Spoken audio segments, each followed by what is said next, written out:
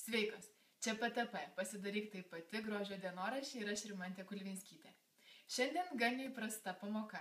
Senas pėdkelnes paversime labai naudingą priemonę šukuosenų darymui ir garbanų formavimui.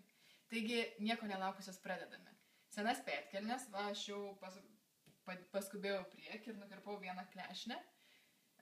Nukirpusios abu galus, susukame į štai tokią barankytę. Nieko sudėtingo.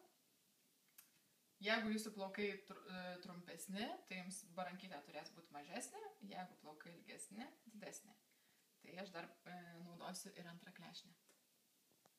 Pėdkelnių baranka baigta. Maniškė šį kartą nesigavo tokia daili, aš turiu iš seniau padarytą iš juodų pėdkelnių, kai dar buvau tamsiaplaukė, bet tikiuosi, kad jums pavyko geriau negu man.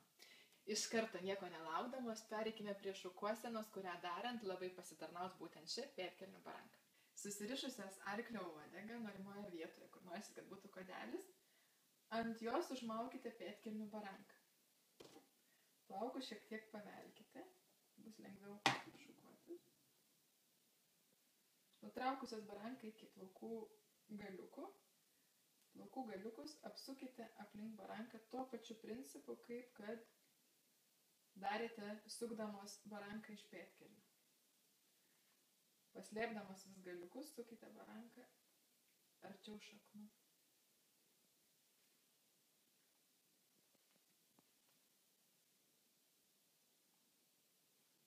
Paskirsčiusios vienodai plaukus, pritvirtinkite kodelį prie galvos.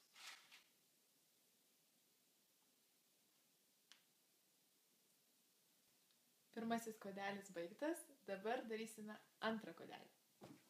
Antroji šukuosenė taip pat prasideda nuo arklio uodegos. Ant jos užmauname mūsų pėdkelnių riestainį, šiek tiek paveliame plaukus, kad jų būtų daugiau.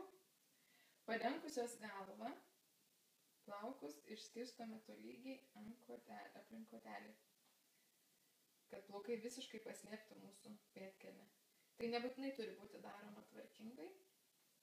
Kartais visai gražus, netgi toksai šiek tiek išsidraikęs variantas, neatrodys, jog įdėjote labai daug pastangų. Pasiėmusios gan tamprią gumelę, apsukate pėdkelnių baranką.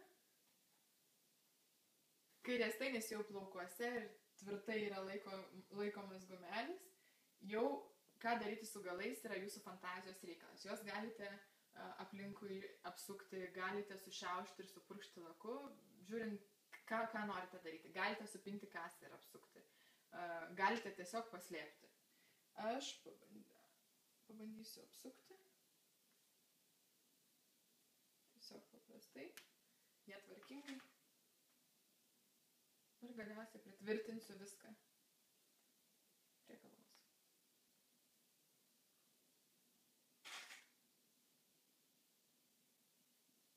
Kągi, antras kodelis baigtas, pabaigai bonusas, mano paslaptis. Jeigu prieš eidamos miegoti plaukus ištepsite kokią nors fiksacijos priemonę ir šiek tiek sudrėkinusios susuksite į šį pėdkelnių riestainį taip, kaip rodžiau, demonstruodama pirmąjį kodelį, iš ryto galėsite džiaugtis nepakartojamomis, didelėmis ir labai dailiomis garbanomis.